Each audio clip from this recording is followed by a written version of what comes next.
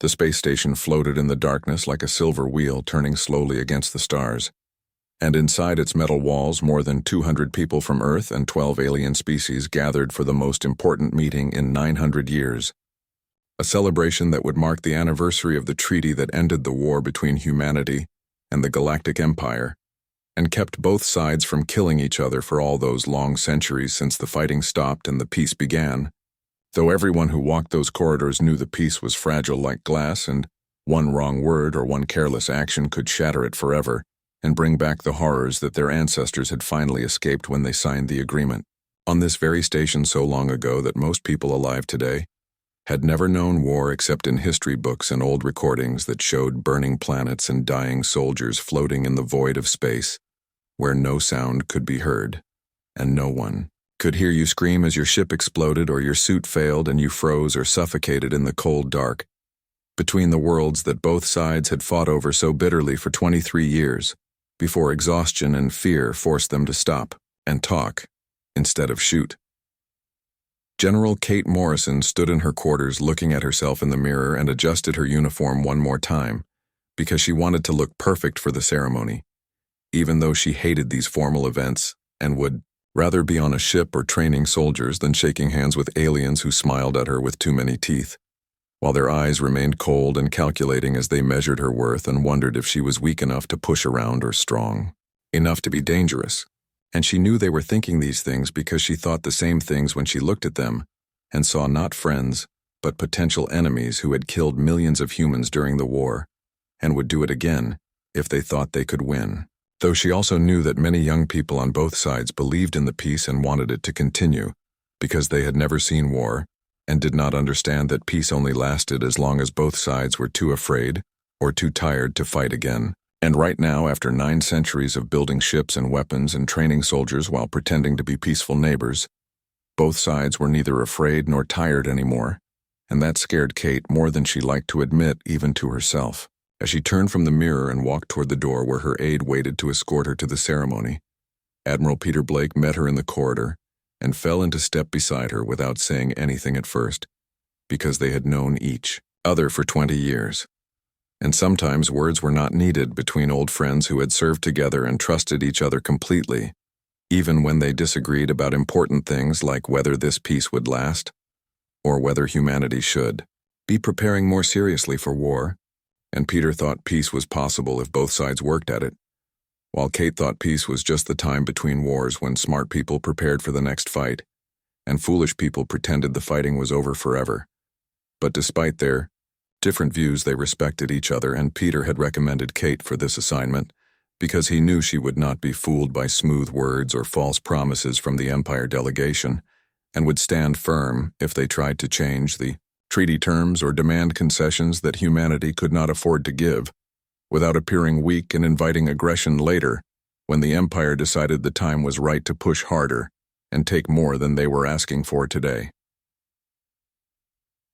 The ceremony hall was huge and decorated with flags from Earth and symbols from the 12 species that made up the Galactic Empire, and hundreds of people filled the room talking quietly while they waited for the formal proceedings to begin. And Kate scanned the crowd looking for threats, even though security had checked everyone and stationed guards at every entrance because old habits from her combat days died hard, and she could never fully relax in a room full of potential enemies, no matter how many treaties had been signed or how many years of peace had passed. And her eyes found the Empire delegation across the room, where High Executor Zarthon stood tall and proud in his ceremonial armor, looking every bit the warrior he was famous for being,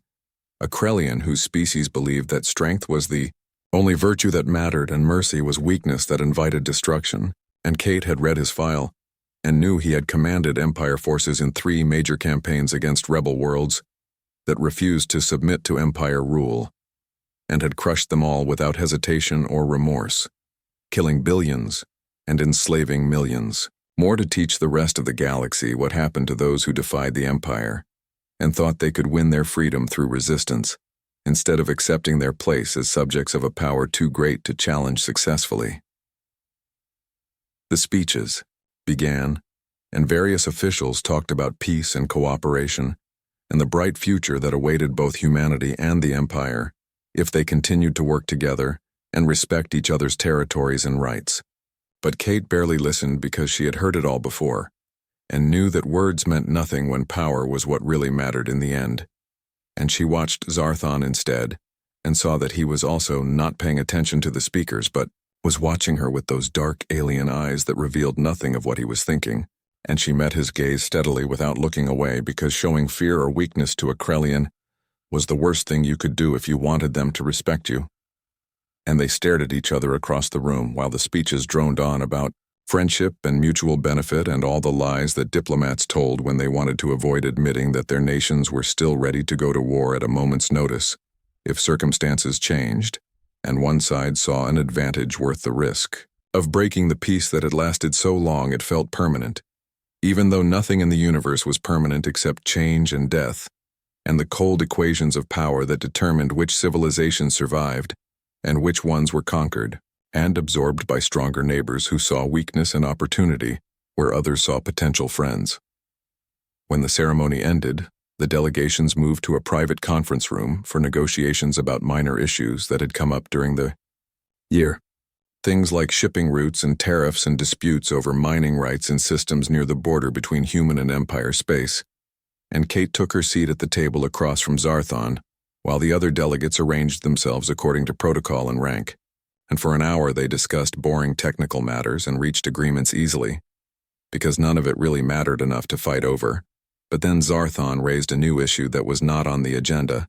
and everything changed in an instant, as he demanded that humanity surrender 3 colony worlds that he claimed belonged to the Empire under the original treaty,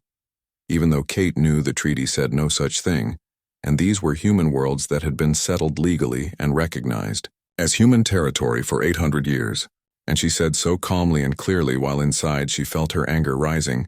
because she understood what Zarthon was doing.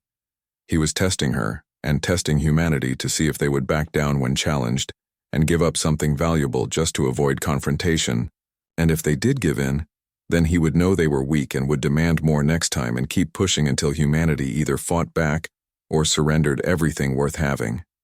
Kate refused his demand, and produced the actual treaty documents, with the exact wording that proved the colonies belonged to humanity. And then she went further and presented evidence that Empire ships had been conducting military exercises inside the neutral zone that separated their territories in violation of the treaty terms. And she had recordings and sensor logs that could not be denied or explained away as mistakes. And Zarthon's face darkened with anger because he had not expected her to be so well prepared, or so willing to challenge him publicly in front of all these witnesses, and he stood up suddenly and leaned across the table toward her and spoke, in a voice that was quiet but full of threat about how humanity should be careful not to make accusations. It could not prove and should remember that the Empire was much larger and stronger than Earth's small collection of colonies. And Kate stood up too and leaned forward until their faces were only inches apart, and said that humanity remembered very well how the war ended in a stalemate, because humans fought harder and smarter than the Empire expected, and made victory cost more than the Empire was willing to pay. And if the Empire wanted to try again, then humanity was ready and had spent 900 years preparing for that possibility, instead of assuming peace would last forever, just because everyone was tired of fighting. The room fell silent, and everyone stared at Kate and Zarthon as they faced each other like ancient warriors about to fight a duel. And Peter stood up and tried to calm the situation by suggesting they take a break and resume negotiations later, after everyone had time to review the evidence and consider their positions. But before anyone could agree or disagree, the doors opened and security guards entered with worried expressions and spoke quickly to their respective commanders. And Kate learned that someone had tried to plant a bomb in the station's power core, but had been caught before they could activate it, and the suspect was a human technician, which made no sense unless he was working foe. The morning came gray and cold. Through the windows of the conference room where both delegations had worked through the night trying to figure out who was sabotaging the peace summit and why someone would want to destroy 900 years of carefully maintained stability between two civilizations that had learned to coexist if not trust each other. And Kate sat at the table drinking her 5th cup of coffee while reading reports from security teams who had found more evidence of infiltration and sabotage, including weapons hidden in maintenance areas and explosives planted in 3 different sections of the station, and the technician who had been caught was being questioned, but claimed he had been ordered to service the power core by someone using proper authorization codes and had no idea the device he installed was a bomb until security stopped him, and lie detectors said he was telling the truth, which meant someone with high clearance had used him as an unwitting tool and was still free to cause more damage if they were not found soon. Peter looked exhausted and worried as he reviewed the same reports and tried to find patterns that would reveal who was behind this conspiracy, and he kept saying that someone wanted war and was willing to manipulate both sides into fighting by making each think the other was planning an attack, a classic strategy that had worked throughout history when enemies were already suspicious and ready to believe the worst about each other. And Kate agreed, but also wondered if the Empire itself was behind these provocations and was using them as an excuse to break the treaty and launch an attack. They had been planning for years while pretending to negotiate in good faith, and she said this out loud, and several Empire delegates heard her and grew angry and accused her of paranoia and bad faith. And soon both sides were arguing again and getting nowhere except further apart as trust continued to crumble and the situation spiraled toward a breaking point that everyone could feel, approaching like a storm building on the horizon. Then the final ceremony was scheduled to begin, and both delegations gathered in the main hall where they would sign documents reaffirming the treaty and make speeches about continued peace and cooperation. And Kate walked into the hall with her security team around her, because the threats had made everyone nervous and protocols had been tightened to prevent any more sabotage,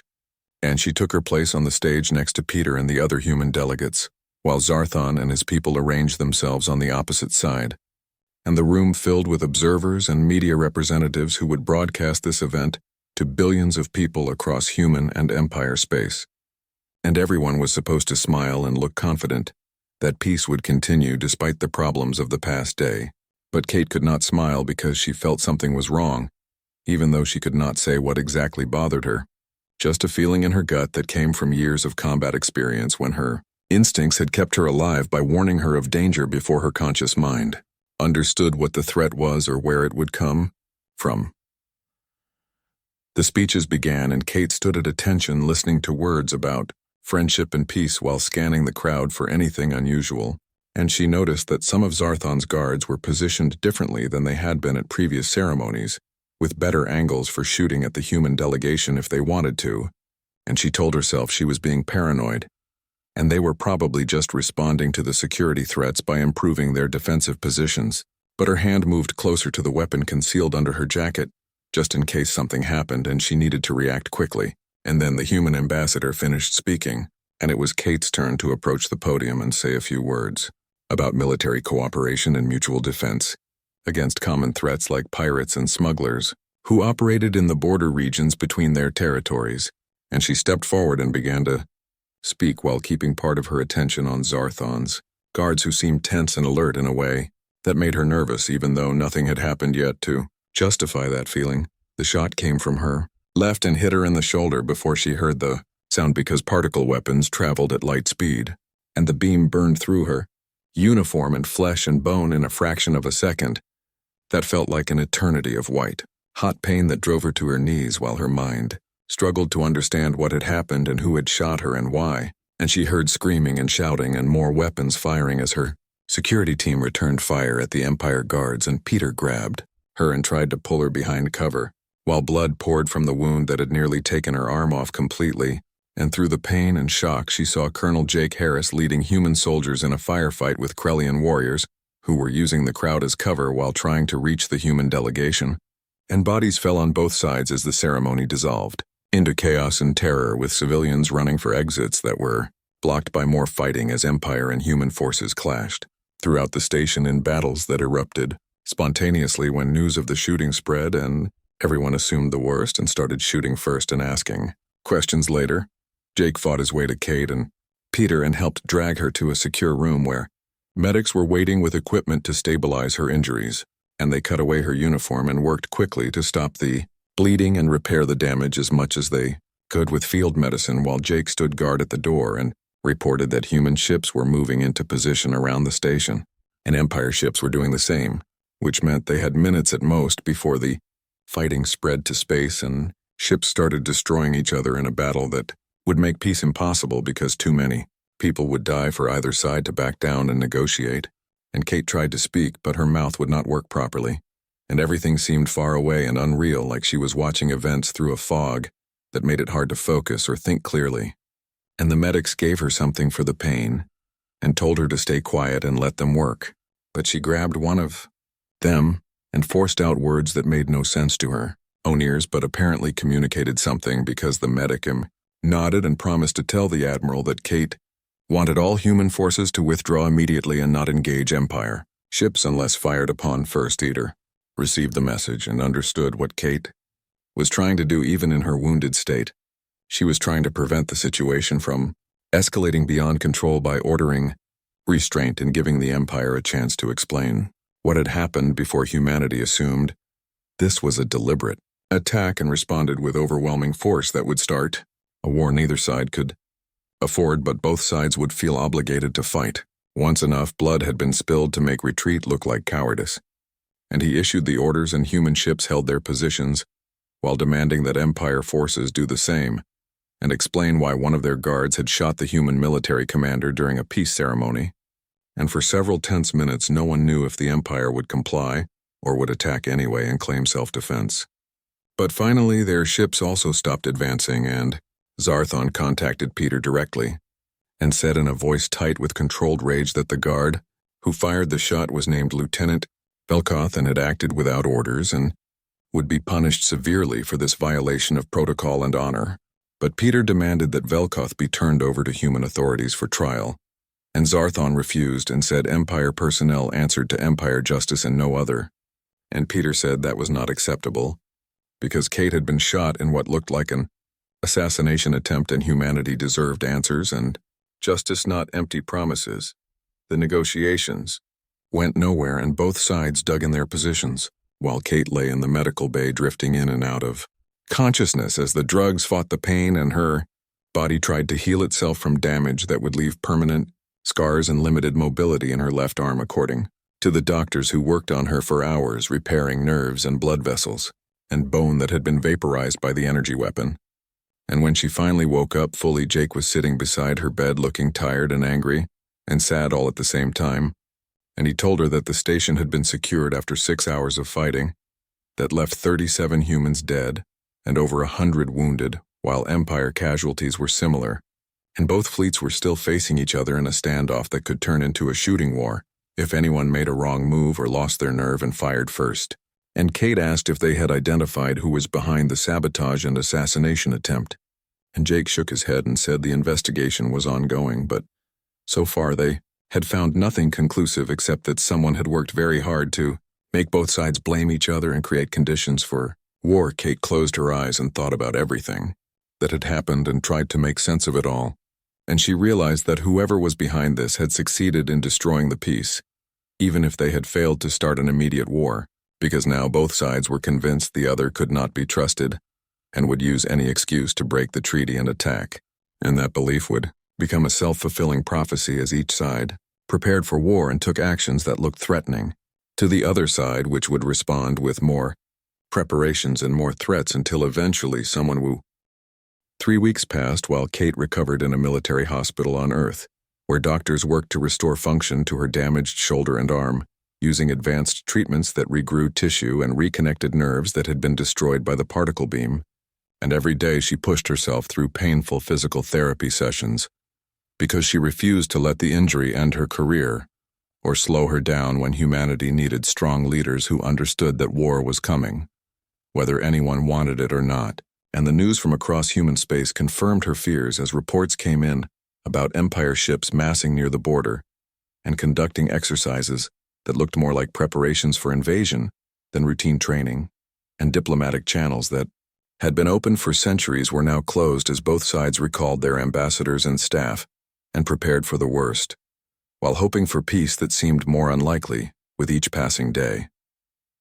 The investigation into the shooting had stalled because the Empire refused to cooperate or provide access to Lieutenant Velkoth, who remained in their custody, somewhere beyond human reach. And official statements from the Empire said the shooting was a tragic accident,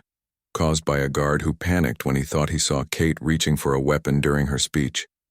But human intelligence services did not believe this story because their analysis of the security footage showed the shot was too precise and too well timed to be an accident or the action of a frightened guard, and they concluded that Velkoth had been ordered to shoot Kate by someone high in the Empire command structure who wanted to provoke a war, or at least destroy the peace summit and make future cooperation impossible. And when Kate read these reports, she felt a cold fury building inside her, because she understood that someone had used her as a target to achieve political goals and had nearly killed her without caring about the consequences for billions of people who would suffer if war broke out again. President Helen Carter summoned Kate to a meeting at the Defense Ministry, where military and civilian leaders gathered to discuss humanity's response to what everyone now called the Summit Incident. And Kate arrived in her dress uniform with her left arm still in a support brace that restricted movement, but did not prevent her from serving. And she took her seat at the table and listened as various officials argued about what to do next, with some advocating for restraint and continued diplomatic efforts while others demanded immediate military action to show the Empire that humanity would not tolerate attacks on its leaders or violations of the peace treaty. And the argument went back and forth for an hour until President Carter asked Kate directly what she thought humanity should do. And Kate stood up slowly because her shoulder still hurt despite the medications, and spoke in a clear voice that carried across the room about how the Empire respected only strength and interpreted mercy or patience as weakness that invited further aggression. And she said that if humanity did nothing now, then the Empire would continue to push and test and provoke until they found an excuse to launch a full invasion, and the only way to prevent war was to demonstrate that humanity was ready to fight, and would make any conflict so costly that the Empire would think twice before starting something they might not be able to finish. Peter objected and argued that aggressive actions would make war inevitable rather than prevent it, and he said that cooler heads needed to prevail, and both sides needed to step back from the brink before mistakes and miscalculations led to a conflict that would destroy everything both civilizations had built over 9 centuries of peace. But Kate countered that the peace was already broken, and pretending otherwise would only give the Empire time to complete their preparations and attack when they were ready, rather than when circumstances forced them to act prematurely. And she proposed Operation Hellstorm, which would send human strike forces deep into Empire territory to hit military targets and prove that humanity could reach any part of the Empire and make them pay for their aggression in ways they could not ignore or dismiss as empty threats. And the room fell silent as everyone considered what Kate was suggesting, because it was essentially a declaration of war disguised as a defensive action. And President Carter asked if there was any other way to proceed without either surrendering to Empire demands or starting a war that might end with human extinction. And Kate said no, because those were the only 2 options that remained after someone shot her, and the Empire refused to provide justice or accountability for the attack. The president took a vote, and the result was narrow but clear. Operation Hellstorm was authorized with the understanding that once it began there would be no going back,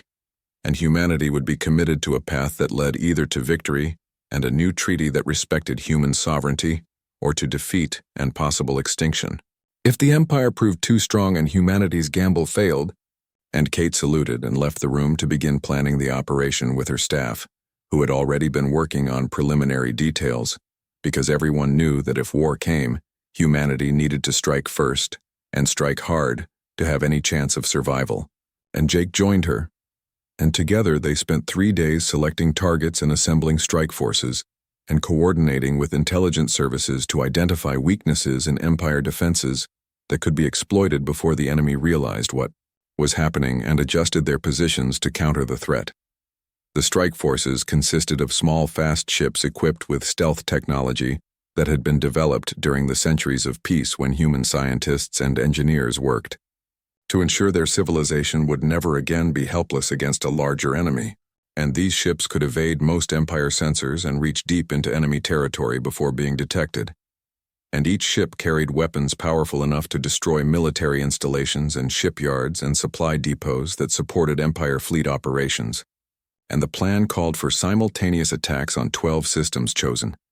because they were vital to Empire military logistics, and because hitting them all at once would create confusion and prevent effective response as Empire forces tried to figure out where the attacks were coming from and how many ships humanity had deployed. And Kate briefed the strike force commanders personally and told them that success depended on speed and surprise, and that they needed to hit their targets and withdraw before Empire reinforcements arrived. And she also told them that casualties were expected and acceptable if the mission achieved its objectives, because the alternative was waiting for the Empire to attack when they were ready, and on their terms, which would cost far more lives in the long run. 3 months after the shooting, Operation Hellstorm launched with all 12 strike forces jumping into Empire space simultaneously and emerging in their target systems before local defenses could respond effectively. And Jake led the assault on Vorgan Prime, where the Empire's largest shipyards produced the dreadnoughts and carriers that formed the backbone of their fleet, and his ships appeared in orbit and immediately began firing kinetic missiles that accelerated to incredible speeds and struck the orbital construction facilities with devastating force that turned metal and machinery into expanding clouds of debris. And within 10 minutes, the shipyards that had taken decades to build were reduced to ruins that would take years to rebuild. And Jake's forces then jumped away before Empire ships could arrive from their patrol stations in the outer system. And similar attacks succeeded at all the other targets, with human forces destroying supply depots and fuel refineries and weapons factories and military bases in a coordinated campaign that crippled Empire logistics and sent a message that could not be misunderstood about humanity's willingness to fight and ability to strike anywhere in the galaxy, if provoked. The Empire's response was slower than expected because their command structure had been disrupted by the simultaneous attacks, and nobody knew how to respond to an enemy that could appear anywhere and disappear before being caught. And by the time Zarthon organized a counterattack, humanity had already withdrawn its strike forces and reinforced defensive positions around all major human colonies, and intelligence reports showed that the attacks had destroyed nearly 40% of the Empire's advanced military production capacity and killed thousands of their personnel, including several high-ranking officers, and the damage would take at least 2 years to repair fully, which meant the Empire could not launch a major offensive during that time without exposing themselves to serious risk if the campaign did not succeed quickly. And Kate reviewed these reports with satisfaction because Operation Hellstorm had achieved everything she hoped for and bought humanity time to prepare for the inevitable war that would come when the Empire recovered and sought revenge for the attacks. But the cost had been high, with 30 human ships lost during the operation and over 2,000 crew members dead or missing. And Kate attended memorial services for the fallen and spoke to families who had lost sons and daughters and husbands and wives in the attacks. And she told them that their loved ones had died protecting humanity and ensuring that future generations would have a chance to survive and thrive in a dangerous galaxy. And some families thanked her, while others blamed her for starting a war that might have been avoided through patience and diplomacy. And Kate accepted both reacti. 6 months after Operation Hellstorm, the war everyone feared finally came in full force when the Empire launched a massive counteroffensive targeting Liberty Station, a human colony world with over 2 billion people living in cities and settlements across 3 continents. And Kate had anticipated this attack and spent the intervening months fortifying the system with orbital defense platforms and minefields and a garrison of 20,000 soldiers, supported by a fleet of 200 ships.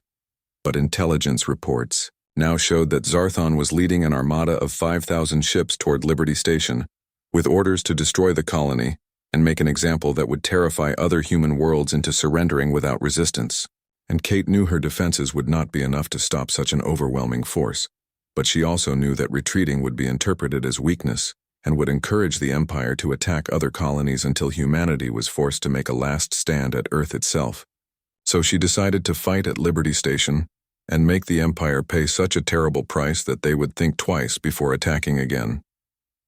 The civilian evacuation began immediately, with transport ships carrying millions of people to safety in deeper human territory, while the military prepared for a siege that could last weeks or months, depending on how determined the Empire was to achieve total victory. And Kate established her command center in an underground bunker on Liberty Station, where she could coordinate the defense and maintain communications with the fleet and ground forces. And Jake arrived with his regiment of veteran soldiers who would lead the ground defense if Empire forces managed to land troops on the planet. And together, They reviewed the defensive plan one more time, knowing that once the battle began, there would be no time for second thoughts or revisions, because everything would happen too fast and casualties would mount too quickly for careful consideration of alternatives. The Empire fleet arrived in the system and immediately began attacking the orbital defenses with long-range plasma cannons that struck the platforms with tremendous force. And Kate watched the battle unfold on tactical displays that showed icons representing ships and weapons and defenses, each icon representing hundreds or thousands of lives that could be snuffed out in an instant if a ship exploded or a platform was destroyed. And she issued orders calmly and clearly, even though her heart raced and her injured shoulder ached from tension and stress. And the human fleet engaged the Empire Armada using hit-and-run tactics that exploited their superior speed and maneuverability to strike at vulnerable points in the enemy formation before withdrawing to avoid being overwhelmed by superior numbers. And this strategy worked for the first 2 days of fighting as human ships destroyed 3 Empire dreadnoughts and damaged dozens more while suffering lighter casualties. But on the 3rd day, the Empire adjusted their tactics and began using smaller groups of fast ships to hunt down human vessels and pin them against the orbital defenses, where they could be destroyed by concentrated fire from the main fleet. By the end of the 4th day, half the orbital platforms had been destroyed, and the human fleet had lost 60 ships, with many more damaged and struggling to remain operational. And Kate knew the situation was deteriorating rapidly and would reach a critical point within days if something did not change the momentum of the battle, and she contacted Dr. Sophie Lin, who led the research division responsible for developing new weapons, and asked if the Nova Lance was ready for combat deployment. And Sophie hesitated because the weapon had never been tested in actual battle conditions, and there were concerns about its power requirements and stability under stress. But Kate insisted, because without some kind of game-changing advantage, the defense would fail and 2 billion people would die when the Empire broke through and began bombarding the planet. And Sophie agreed reluctantly and said the Nova Lance was installed on the battleship Defiance and could be fired once before the ship's power systems would fail completely, leaving it defenseless. So Kate would need to choose the moment carefully, because there would be no second chance if the first shot missed or failed to achieve the desired effect. Kate studied the tactical situation and identified the Empire command ship as the critical target, because destroying it would eliminate Zarthon and disrupt the enemy's command structure. And she ordered the Defiance to position itself for a point-blank shot at the command ship, while the rest of the human fleet created a distraction by launching a coordinated attack on the Empire's left flank. And the plan worked perfectly as Empire forces shifted to meet the threat and did not notice the Defiance approaching from an unexpected angle until it was too late to respond, and the Nova Lance fired with a brilliant flash of white light that could be seen from the planet's surface, as the beam cut through the Empire command ship and 4 supporting dreadnoughts in less than 2 seconds, and the damage was catastrophic, as internal explosions tore the ships apart and killed thousands of Empire personnel, including Zarthon, whose death was confirmed by intelligence analysts who intercepted frantic communications from surviving Empire commanders trying to establish a new chain of command. The Empire fleet fell into disarray as different commanders issued conflicting orders, and some ships began withdrawing while others continued attacking without coordination or clear objectives. And Kate ordered the human fleet to press the advantage and target the disorganized enemy formations. And for 12 hours the battle raged, with neither side gaining clear superiority, until finally the Empire forces began a general retreat and jumped back to their own territory. And Kate watched them go and felt no satisfaction or triumph, because the victory had cost too much and achieved too little except buying time before the next attack came. And casualty reports showed that 30 million civilians had died during the bombardment despite evacuation efforts, and the human fleet had lost 70 ships, including the Defiance, which had been destroyed by Empire fire moments after the Nova Lance discharged and left it defenseless. And Liberty Station itself was in ruins, with entire cities reduced to rubble, and the planetary infrastructure damaged so severely it would take decades to rebuild. Kate traveled to Liberty Station after the battle and walked through the devastation, seeing firsthand the price of survival. And she visited field hospitals where wounded soldiers and civilians lay on cots receiving whatever treatment overwhelmed medical staff could provide. And she spoke to survivors who had lost everything and asked her why the war was necessary. and whether peace might have been possible if humanity had tried harder to find a diplomatic solution, and Kate had no good answers for these questions because she was not sure anymore if her choices had been right, or if there had been better alternatives that would have saved lives and prevented destruction. But she also knew that doubt and regret would not help anyone now, and her job was to lead humanity through this crisis, regardless of the personal cost or the burden of responsibility for all the suffering her decisions had caused. Jake found her standing alone, looking at the ruins of New Seattle, which had been Liberty Station's largest city before the bombardment reduced it to a landscape of broken buildings and shattered hopes, and he stood beside her silently for several minutes before saying that the soldiers believed in her and were ready to follow her anywhere, because they understood she was fighting to protect humanity from an enemy that would show no mercy if given the chance. And Kate thanked him but said she was tired of making decisions that resulted in people dying, and wondered if perhaps she should resign and let someone else take command, someone who might find a way to end the war without more bloodshed and destruction. But Jake shook his head and told her that stepping down now would be a betrayal of everyone who had died trusting her leadership and believing that their sacrifice meant something important,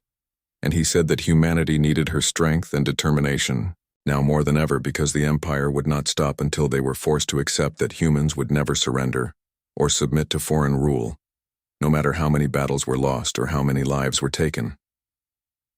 Kate looked at Jake and saw in his eyes the same exhaustion and pain she felt herself, and she realized they were all carrying impossible burdens and making choices that would haunt them for the rest of their lives. But they kept going because stopping was not an option, when so many people depended on them to protect and lead and find a way through the darkness towards some kind of future that might be worth the terrible cost. And she nodded and said she would not resign but would continue fighting until the war ended one way or another. And Jake smiled grimly and said he expected nothing less, because that was who she was, and why people followed her, even when following meant facing death and destruction on a scale that previous generations could barely imagine. And they walked back to the command center together to begin planning the next phase of the war, because the battle at Liberty Station had been won, but the war was far from over, and the Empire would be coming again soon with even greater force and determination to finish what they had started when someone shot the woman general, and ended 900 years of peace that now seemed like a distant dream from a simpler time. The year that followed Liberty Station brought more battles and more losses as both sides fought a grinding war of attrition that neither could win, but neither would abandon because too much blood had been spilled, and too many lives lost for anyone to admit that perhaps the fighting should stop before both civilizations exhausted themselves completely. And Kate commanded humanity's forces from a mobile headquarters that moved constantly to avoid Empire assassins who had been sent to kill her as revenge for Zarthon's death. And she planned campaigns and directed fleets and made decisions that affected billions of lives, while trying not to think too much about the moral weight of everything she ordered, because thinking too much led to paralysis, and paralysis led to defeat, which would mean extinction for humanity. So she focused on winning each battle and surviving each day and hoping that eventually the Empire would realize that victory was impossible and agree to negotiate a peace treaty that both sides could accept. Then came the intelligence report that changed everything, a document intercepted by human spies deep in Empire territory, showing that internal divisions were growing among the 12 species that made up the Galactic Empire, with several member species questioning whether the war was worth continuing and whether their resources might be better spent on internal development rather than trying to conquer humans who refused to surrender and kept fighting no matter how many times they were defeated. And the report also revealed that a new faction had emerged in the Empire's ruling council led by Councillor Vexara, who believed that peace with humanity was not only possible but necessary, because the war was draining resources that the Empire needed to maintain control over its existing territories, where rebellions were becoming more common as subject populations saw that the mighty Empire could not defeat a relatively small human civilization and wondered if they too might win their freedom through resistance. Kate saw an opportunity and proposed a daring plan to Peter and President Carter, suggesting that humanity should offer secret negotiations with Vexara's faction while simultaneously launching one final, massive strike deep into Empire territory to demonstrate that humans could threaten the Empire's core worlds if the war continued, and this combination of threat and offer would give the peace faction in the Empire political cover to negotiate by allowing them to claim they were preventing further attacks rather than admitting defeat. And Peter objected as always, saying the plan was too risky and could backfire if the Empire interpreted the attack as proof that humanity wanted total war rather than peace. But Kate argued that the Empire respected strength and would only negotiate seriously if they believed humanity could and would continue fighting indefinitely, regardless of cost. And after much debate, President Carter approved the plan, which was named Operation Final Stand, because everyone understood it was humanity's last chance to force a negotiated settlement before both civilizations collapsed from exhaustion. The strike force, assembled in secret at a remote system far from the front lines where Empire spies would not detect the buildup, and Kate selected her best ships and most experienced crews, including Jake, who volunteered to lead the ground assault team that would target the Empire's Capitol building where the ruling council met. And the objective was not to kill the counselors, but to capture them briefly and make a statement that nowhere in the Empire was safe from human retaliation if peace was not achieved soon. And Jake understood the risks, including the likelihood that many of his soldiers would die during the mission, and he himself might not survive. But he accepted the assignment because he believed in Kate and trusted her judgment even when her plans seemed impossible or suicidal. And they spent their last evening before the mission talking about old times and better days when war was just a possibility rather than a reality that consumed everything and everyone it touched. The attack launched at dawn, and the strike force jumped into the Empire's home system, emerging in orbit around Krelthar, where the ruling council was meeting to discuss the war and decide whether to continue fighting or seek peace.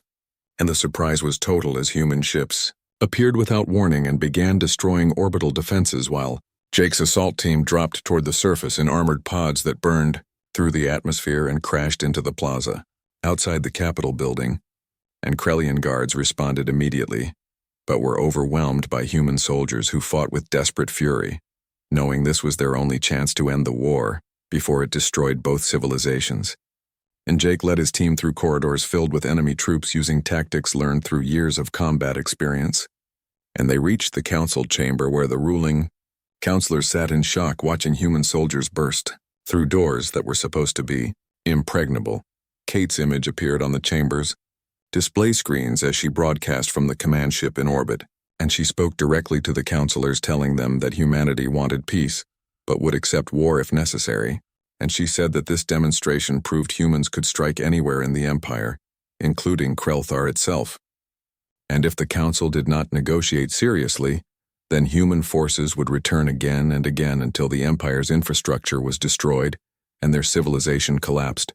And she gave them 1 hour to decide whether they would talk peace or face total war. And then her image vanished, and Jake's soldiers withdrew from the chamber, leaving the counselors alive but shaken and surrounded by dead guards who had tried to protect them and failed because human determination had overcome all obstacles and achieved the impossible by penetrating the heart of the Empire and threatening its leadership directly.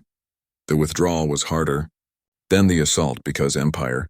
forces had recovered from their surprise and were converging on the capital from every direction, and Jake fought a running battle through the streets as his team tried to reach the extraction point, where transport ships waited to carry them back to orbit, and casualties mounted as human soldiers fell to enemy fire while covering their comrades' retreat. And Jake was hit twice by energy weapons but kept moving because stopping meant death.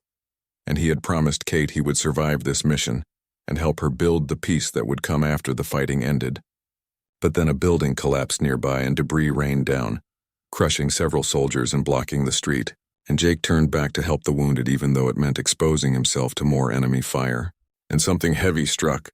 His head and everything went dark as he fell unconscious while his soldiers dragged him toward safety. Kate watched from orbit as the extraction became a disaster, with half her ground force killed or captured, including Jake, who was last seen being pulled from the rubble by Krellian soldiers. And she ordered the fleet to withdraw before Empire reinforcements arrived in overwhelming numbers. And the jump back to human space was the longest 3 hours of her life as she thought about Jake and all the soldiers who had sacrificed themselves to give humanity a chance at peace. And when the fleet finally reached safety, she locked herself in her quarters and allowed herself to cry, for the first time since the war began, because the cost had become too high and she did not know if she could continue making decisions that resulted in good people dying while she survived to carry the guilt and responsibility for their deaths. 2 days later, a message arrived from Vexara proposing negotiations at a neutral location to discuss terms for ending the war, and attached to the message was a video showing Jake alive in an Empire prison, looking injured but defiant. And Vexara offered to exchange Jake and the other prisoners for a ceasefire and the beginning of formal peace talks. But there was a condition that Kate herself must come to the negotiations without military escort. And Peter immediately said it was a trap designed to capture or kill Kate, and that she should not go. But Kate knew this was her chance to end the war and bring Jake home and save whatever remained of human civilization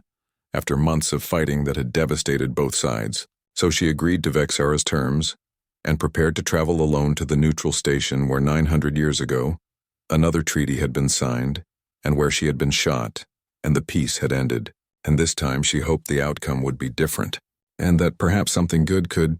come from all the suffering and death that had defined this terrible year. The negotiations lasted 3 days, during which Kate and Vexara hammered out the details of a new treaty that would recognize humanity as an equal power rather than a minor civilization that existed only because the Empire allowed it. And the treaty established clear borders and mutual defense agreements and trade relationships that would benefit both sides, and most importantly, it included provisions for justice and accountability, including the trial of Lieutenant Velkoth, who was finally surrendered to a joint tribunal that would determine his guilt or innocence in the shooting that started the war. And when the treaty was signed, Kate stood beside Vexara while reporters and observers from both civilizations watched and recorded this moment that would define the future relationship between humanity and the Galactic Empire. And Kate spoke about the cost of war and the value of peace and the importance of understanding that strength alone did not bring security, but that security came from